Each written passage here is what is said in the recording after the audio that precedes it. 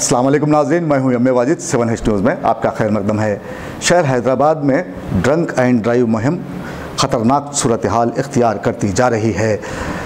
कल रात पुलिस ने बंजारा हिल्स में एक खातून को शराब पीकर गाड़ी चलाने के इल्ज़ाम में रोका, जिसके बाद यहाँ की सूरत हाल पुरतशद्दुद हो गई।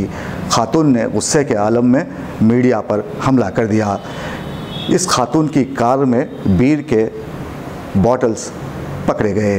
पेश है इस मामले पर हमारे नुमाइंदे ज़ियाउद्दीन की ये रिपोर्ट। बताया जाता है कि इस खातून का नाम प्रियंका है, जो दिल्ली की मुतवत्तिन है।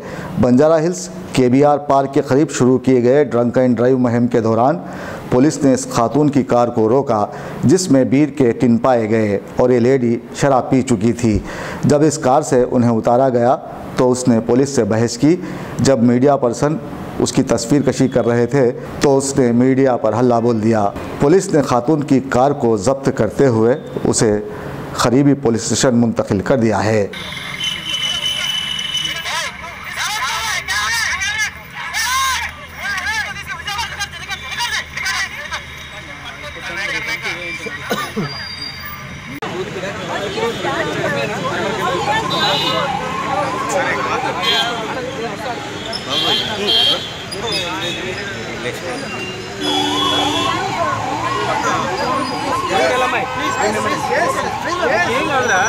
7H न्यूज़, आपकी आवाज़।